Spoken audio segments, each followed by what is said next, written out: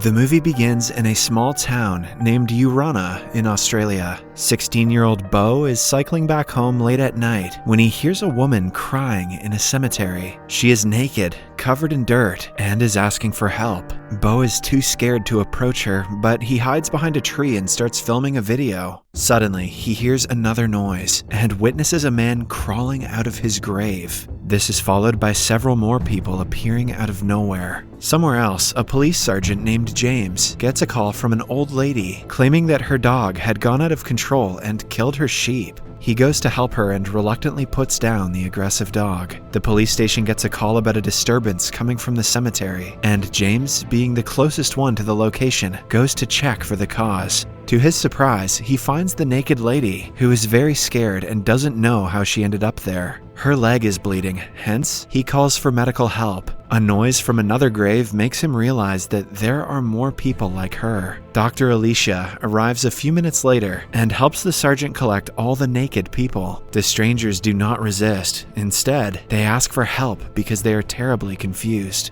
After gathering 5 people, they drive to Alicia's health center only a few minutes away. However, they fail to notice an old man who is left behind. Beau, who has been watching the commotion from the dark, sees him walking away and follows him out of curiosity. Meanwhile, Alicia makes the strangers change into clean clothes and checks their medical condition. James assumes that they are on drugs or were performing some satanic ritual because none of them remember anything about themselves. A woman finds a wedding ring on her finger, which reminds her that her name is Kate. Another person is an Italian man who wanders away because he doesn't understand English. Suddenly, he remembers a glimpse of himself running from something. The glimpse reminds him that his name is Carlo. James calms Carlo down before bringing him into the house again. The sergeant then comes face to face with Kate and freezes. He cannot believe his eyes and has to touch her to find out if she is real. Even then, he refuses to acknowledge her existence because she is his wife who died 2 years ago. Dr. Alicia asks him to stop joking about such things, but James couldn't be more serious. He brings out a picture of Kate, which makes her remember that she was in fact married to James. She even shows him her birthmark, which confirms she is not just a doppelganger. The sergeant bursts out into tears, overwhelmed by the sudden surprise. Elsewhere in the city, the man who is left behind is wandering around while being followed by Beau. He finally catches the boy and inquires what his intentions are. Beau tries explaining that he emerged from a grave, but the man rationalizes that he must be dreaming. He introduces himself as Patrick and asks to be taken to someplace he can get alcohol. The kid doesn't want to tag along anymore, but Patrick forces him to. Back in the medical center, Alicia checks the database and finds Kate's medical reports. According to them, she died 2 years ago from breast cancer. Kate thinks it is ridiculous, so to get her in touch with reality, James brings her to her grave. There is a massive hole in it, which clearly means that she crawled out of it. Seeing her name on the tombstone, Kate panics and runs away. Before James follows her, his fellow policeman, Sergeant Vic, arrives to inspect the situation. James doesn't tell him about Kate or the cemetery people, not wanting to attract more attention to her dead wife. After that, he calls Alicia and tells her there are many empty graves in the cemetery, which could mean that everyone in the medical center is resurrected from the dead. She is asked to keep an eye on them until he finds Kate. At the same time, one of the resurrected sees the name Anna on a book and remembers that it is her name. Slowly, they all start regaining their memories. A while later, James finds Kate at a park they often used to visit. He apologizes for bringing her to the cemetery and promises to take care of her.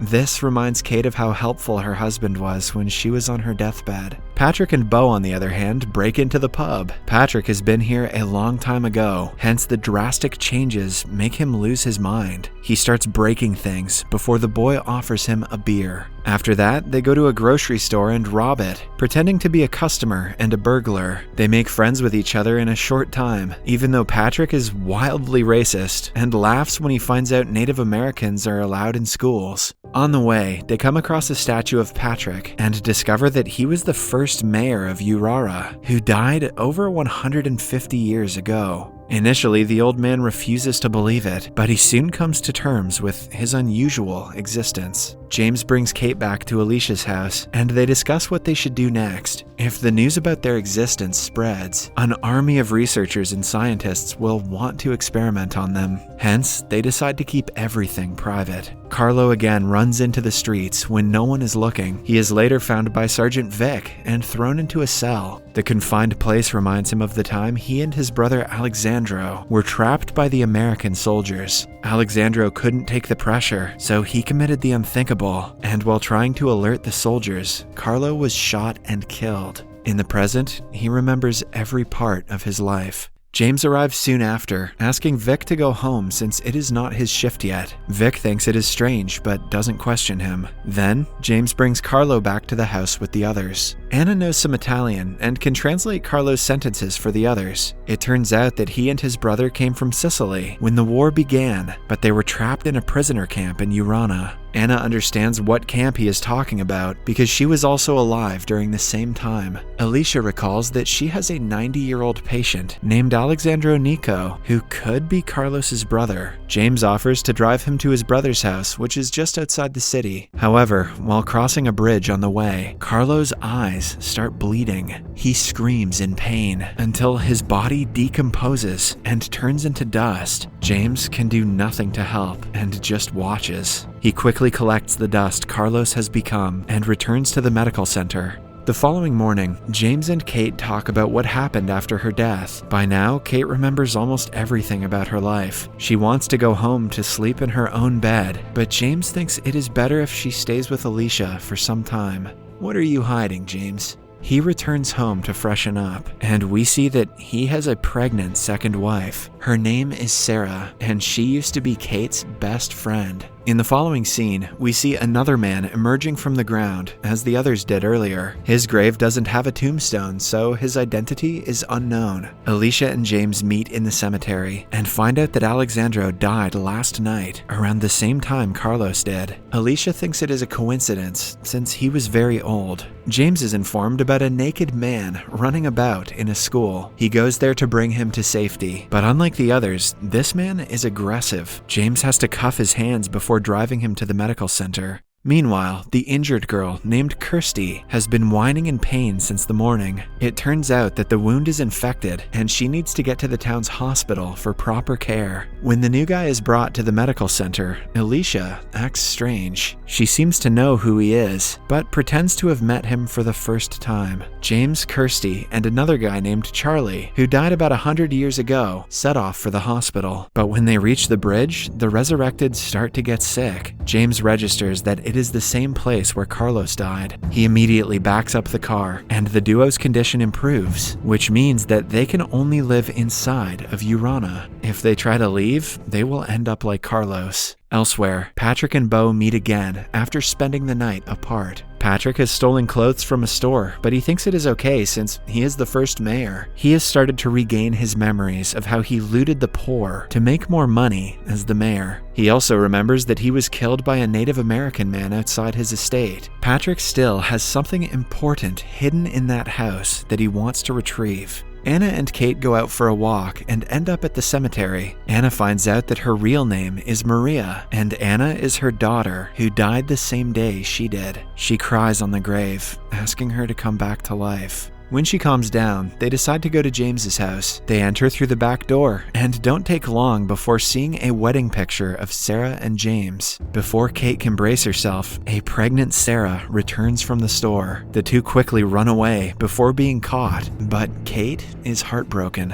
A while later, James finds Kate walking down the street and tries to approach her. However, she refuses to listen to him and walks towards the bridge. As a result, she gets sick like the others, and he has to forcefully bring her back to the medical center. James wants to tell Vic about Kate and the others so they can ask for help from the outside, but Alicia is against it. When he doesn't listen to her, she brings the group away to a secret barn without telling him. At the police station, James tells Vic everything, but the man thinks he is bluffing. Later that night, he is driving home when he gets into an accident. The car is destroyed and his head is injured, but thankfully, he comes out of the wreckage alive. Weirdly enough, he doesn't go to the doctor and ends up cleaning his wound in a gas station bathroom. He also acts very strange and gets a sudden urge to find every resurrected person at any cost. In the meantime, Maria visits her former home, which reminds her of her daughter and husband. However, she is soon kicked out by the current owners of the house. In desperation, she goes to the church and declares that she is a miracle sent by God. A worker asks her to sit down and secretly reports to the police about the frantic lady. Somewhere else, Bo takes Patrick around the town, and they eventually find his old estate. Someone clearly lives there, but they haven't been taking care of the place. Patrick starts looking for something in the fireplace, but Bo is caught by a bunch of teenagers. They turn out to be Patrick's spoiled great-grandchildren. Despite knowing that the kid broke in, they ask him to sit down and smoke weed with them. A while later, their mother arrives, and they throw Bo under the bus to save themselves. The police are called, and he is taken away, while Patrick watches him from the balcony. He has a box in his hand, one that he was desperately looking for. James goes to the church and finds a crying Maria. He needs her to reveal where Alicia has taken the others, but she only agrees to do so if he finds out where her husband Leon is. James has already done background checking on all the resurrected ones and knows that Leon lives in an old age home. Maria meets her husband after all these years and is filled with happiness, but Leon calls her a whore. Geez, Leon.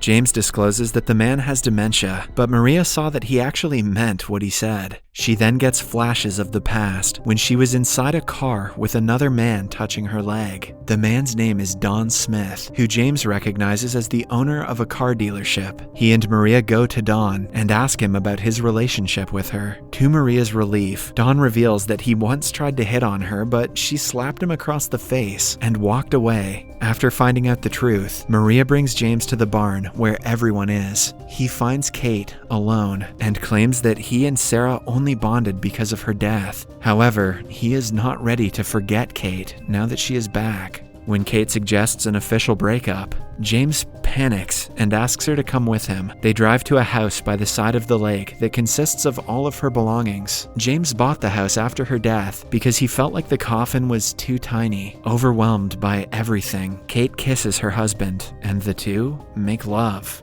I hope Kate showered. Vic has been continuously trying to find Alicia and the group. He searches around her medical center and even goes to interrogate Sarah, but to no avail. Back in the barn, the new guy refuses to speak to anyone. When Kirsty tries making him talk, he pushes her to the wall and hits the others as well. A while later, he comes to his senses and decides to separate from the group. Alicia assures him that he will ultimately remember who he is, but the guy simply walks away. In the morning, Maria goes to Leon with his favorite dish, but he calls her a whore again. Goddamn, Leon. The scene then goes into a flashback. Maria was always faithful to her husband, but he accused her of sleeping with Dom. He wouldn't listen to her, so she took the car keys and drove away in anger. But on the way, she realized Anna was hiding in the back seat. The car crashed, which caused the death of both mother and daughter. After realizing that she was the cause of Anna's death, Maria visits the cemetery and cries on her grave. Suddenly, she is approached by Vic, who claims that he is here to help her.